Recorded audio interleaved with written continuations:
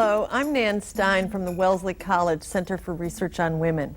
Sexual harassment is a very lively subject, but it can be a scary one to bring up, either with the students or with your colleagues. But as you saw in the video, federal law that applies to all of us all over the country holds schools responsible for stopping and preventing sexual harassment. I think you'll agree that it's better for us, the educators, to take the lead in teaching this subject through classroom lessons and discussions rather than find ourselves in federal court.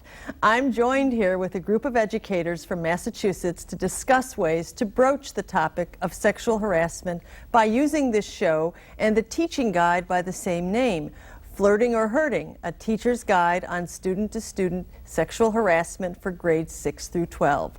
Joining me on this panel are Robert Flaherty, principal of Framingham High School, Ellen Mackinnon, a teacher at Framingham High School, Judy McCarthy, a guidance counselor at the West Tisbury School on Martha's Vineyard, and Mary Worthy, a guidance counselor at Putnam Vocational Technical High School in Springfield.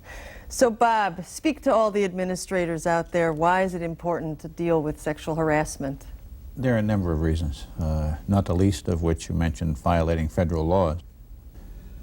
But creating a climate in one's school is perhaps the most important reason. When we start talking about sexual harassment and the things young men and women have been doing to each other over a long career, I have watched 33 years of seeing people treat each other in interesting ways. Those ways are unacceptable many times. And those ways are intimidating frequently to the young men and women who are on the reception of behavior that we have from time to time. I'll speak personally that I have more often than not in the past, passed over very lightly. By seeing the type of tape that you have shown, by being involved in the kind of curriculum you have developed, I've gained a greater understanding as to how to help our kids come to school and feel more comfortable. And that comfort is a tremendously important thing. So yes, we need to look at the legality, but more than that, we need to look at our kids being able to learn in a very positive environment. And that comfort is really about safety, too, about safe schools. No question. What we do with our kids encourages others to either come to school and expect a particular type of behavior or not. And if we are encouraging or not discouraging the type of harassment that exists in the elementary, middle school, it can grow.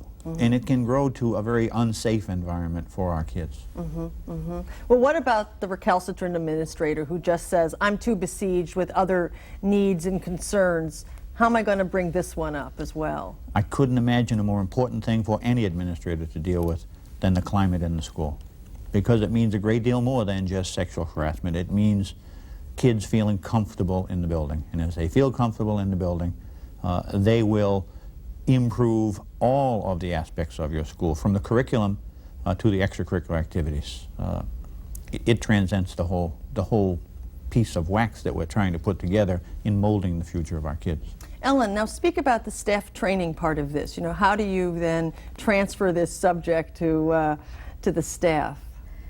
You transfer it by getting their attention and enough time to develop an understanding of the laws that are around sexual harassment. Why is it against the law? What do we need to protect ourselves from? How do we need to protect kids so they can learn? And that's the second part. What is it we as teachers need to be doing in our schools to make sure kids learn safely, aren't afraid to come to class, aren't afraid of the people they're in class with?